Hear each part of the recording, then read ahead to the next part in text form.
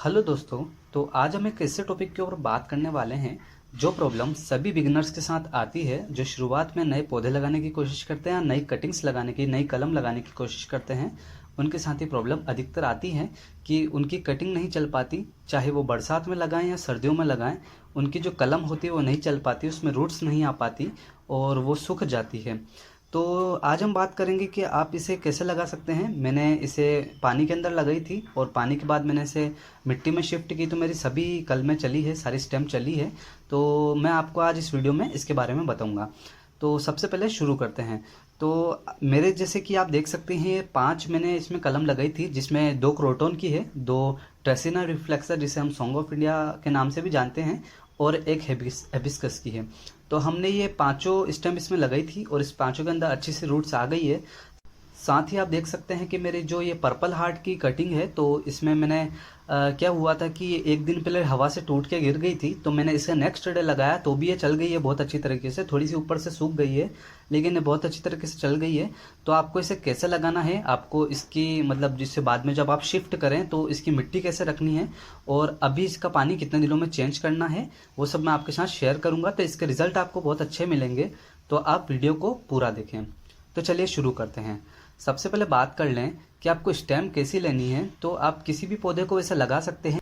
तो इसके अंदर मैंने बहुत सी कटिंग लगाई है, तो जिसके अंदर मैंने रोज़ भी लगाया है। रोज़ आप देख सकते हैं, स्क्रीन पे आपके फोटो आ रहा है। इसके अंदर कैसी छोटी छोटी सी पत्तियां आ चुकी, तो मैंने जितनी भी स्टेम लगाई थी इसमें सारी में रूट्स आ गई थी। तो ये बहुत अच्छा तरीका होता है। मैंने हेबिस्कस लगाया, हेबिस्कस आप देख सकते हैं अभी जिसकी रूट्स आप देख रहे हैं।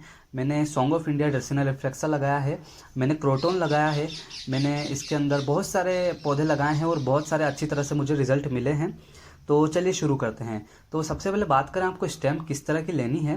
तो जो आपको कलम लेनी है वो एक तरीके से आप देखिए कि सबसे ऊपर का जो हरा हिस्सा होता है वो नहीं लेना है, जो ग्रीन हिस्सा होता है वो नहीं लेना होता है, और बिल्कुल नीचे का जो बहुत पुराना हिस्सा होता है, कुछ 5 महीने 6 महीने पुराना, ऐसा भी नहीं लेना है।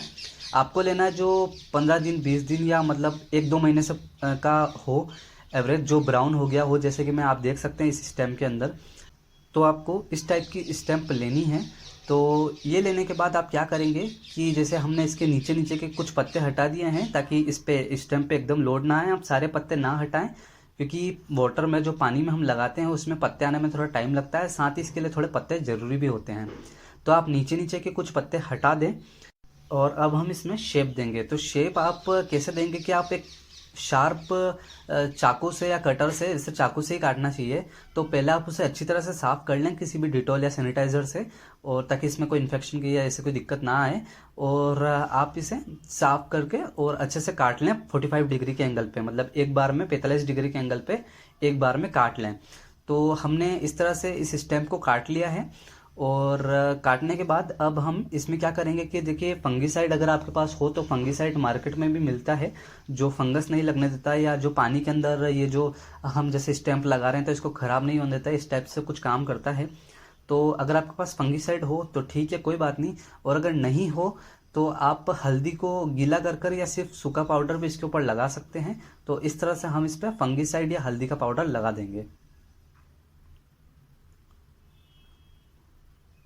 दोनों लगाने के बाद अब हम क्या करेंगे कि इसे पानी के अंदर रखेंगे। तो पानी के अंदर आप कुछ भी एक साफ ले लें बर्तन, जो भी, जैसे कुछ गिलास हो गया आपका या मग हो गया, ऐसा कुछ भी ले लें। और वो ध्यान रखें कि वो साफ़ हो अंदर से, उसमें कुछ मिट्टी या गंदगी ना लगी हो या पुराना कोई पानी ना लगा हो, ऐसा कुछ। तो आप इसे अच्छी तरह से साफ़ कर लें और साफ़ करने के बाद आप इन स्टेम को इसके अंदर डिप कर दें।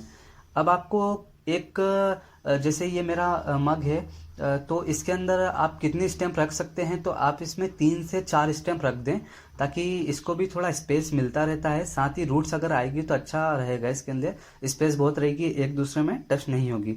तो आप इस तरह से एक मग के अंदर 2 से 3 रख सकते हैं, 3 से 4 रख सकते हैं, तो वो ठीक रहता है इसके लिए।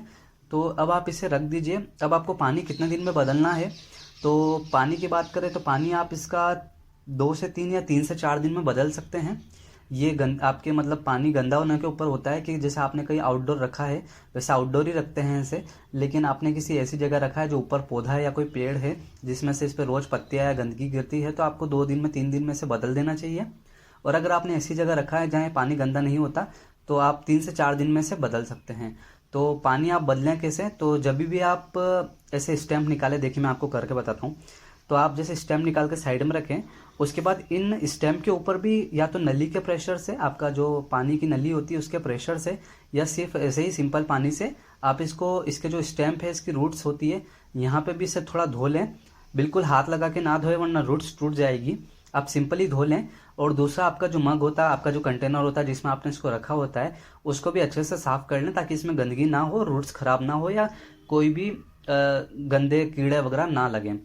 तो आप इस तरह से इसे साफ करके इसके अंदर रख सकते हैं। अब बात रहती है इसे रखना कहाँ होता है। तो रखें आप इसे ऐसी जगह जहाँ सुबह की 1 घंटे की धूप आ सकती है या फिर पूरे दिन की इनडायरेक्ट धूप आए, जहाँ पे इस पे अच्छा उजाला आता रहे।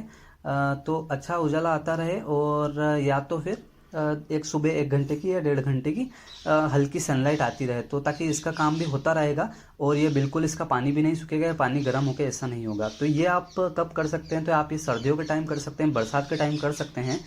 और अगर आपके यहाँ कम धूप आती है या आपका क्लाइमेट जो है, आप जहाँ रहते हैं वहाँ ठंडा एरिया है, तो आप इसे कभी भी कर सकते हैं।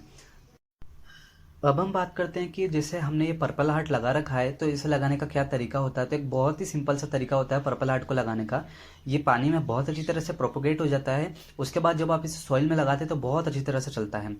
तो हम इसे किस तरह से लगा सकते हैं, तो सबसे पहले देखिए हमने पर्पल हार्ट का पौधा ले लिया है। तो अभी ये मिट्टी में लगा हुआ है। तो हम क्या करेंगे कि इसका इस तरफ से, जैसे कि नोट देख सकते हैं आप, थोड़ा सा हमारी 1 से 1.5 उंगली के बराबर हम इसे ऊपर से नोट के यहाँ से काट लेंगे। आप 2 से 2 पीस काट लीजिए। मैं आपको बताने के लिए 2 पीस काट लेता हूँ, आपको जितना लगाना हो आप लगा सकते हैं। तो आप इसको गिलास के अंदर लगाएं तो अच्छा रहता है। मैंने भी इसे गिलास के अंदर ही लगाया था, ताकि इसकी नीचे नीचे की जो नीचे नीचे का जो हिस्सा हो, जहाँ से इसकी रूट्स आने वाली है, वो डूबी रहे, डिप रहे, और ऊपर की जो पत्तियाँ हैं वो बाहर रहे, ताकि पत्तियाँ खराब ना हो, पानी से गले नहीं।